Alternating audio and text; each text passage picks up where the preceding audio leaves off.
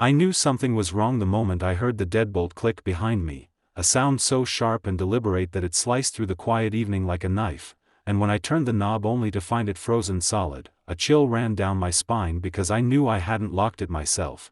That was the instant my stomach dropped and my mind leapt to one name: Patricia Walker, the self-appointed queen of our suburban HOA and the undisputed champion of unnecessary drama, the woman who treated our cul-de-sac like her private fiefdom and enforced every imaginary rule with the zeal of a dictator.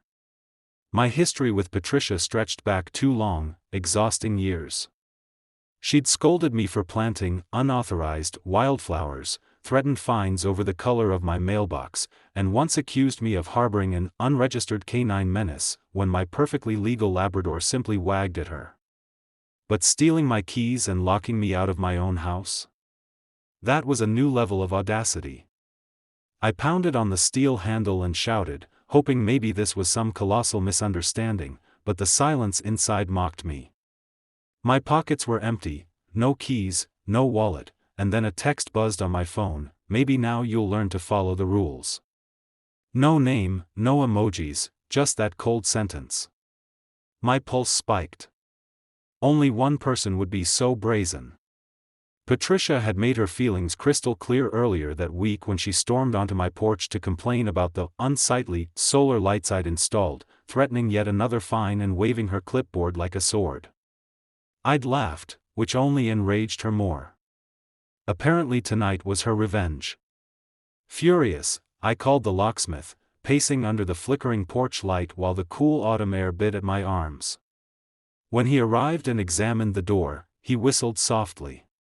"This wasn't just locked," he said, crouching to peer at the deadbolt. "Someone tampered with it from the inside. See these scratches?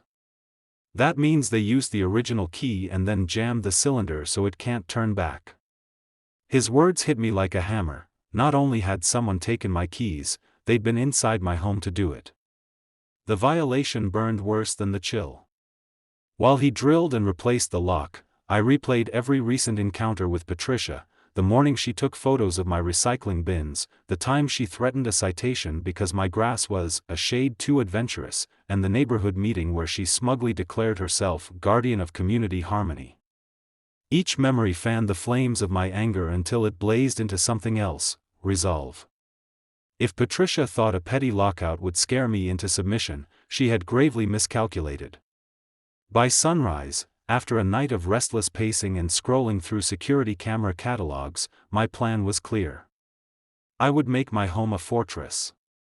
At the hardware warehouse, I found exactly what I wanted: a massive industrial-grade steel door designed for warehouses and panic rooms, with triple deadbolts, reinforced hinges, and an anti-pry frame that could withstand a battering ram. The salesman blinked when I explained it was for a suburban front porch, but I didn't care. I scheduled immediate installation, insisting on an outward-swinging mount so it couldn't be kicked in. All day the contractors worked, the smell of hot metal and sawdust thick in the air, the rhythmic grind of power tools like music to my ears. When they finally finished and that door shut with a deep, echoing clunk, something inside me unclenched. This was more than a door. It was a line Patricia could never cross again. The very next evening, I got to see it in action. As I sipped coffee by the living room window, my new motion sensor lights flicked on, and there she was, Patricia herself, creeping across my lawn with her clipboard, her trademark pearl earrings glinting in the glow. She glanced around, pulled a key from her pocket, and confidently slid it into the lock. I held my breath, watching. When the key refused to turn, she jiggled harder, her face twisting from confusion to frustration to outright fury. She yanked the handle, knocked twice in disbelief, and then stomped off, heels stabbing the walkway like angry exclamation points. I exhaled a laugh that felt like victory.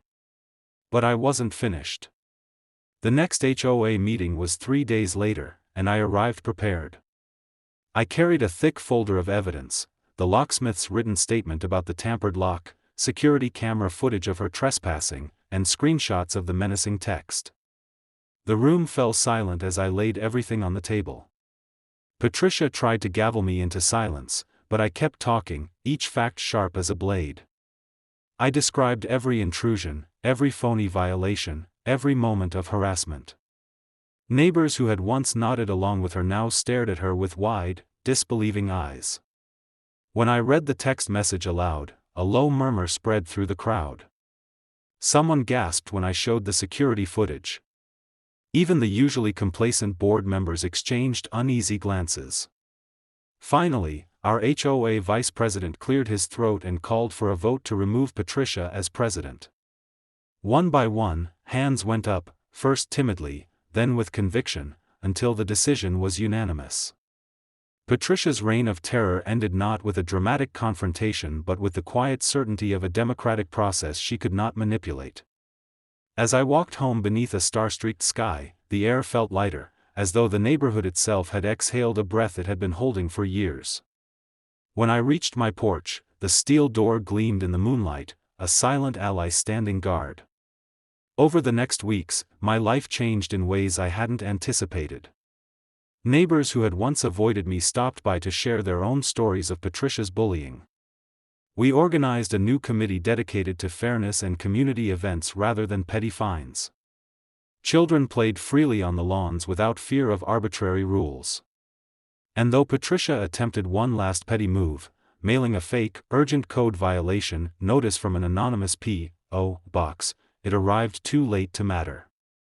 I filed it straight into the recycling bin without a flicker of anxiety.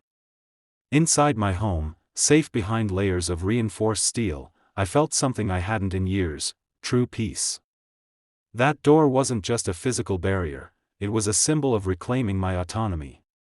Patricia had wanted to scare me into compliance, to prove that she controlled the locks not just on my house but on my freedom. Instead, she taught me the value of boundaries that cannot be crossed.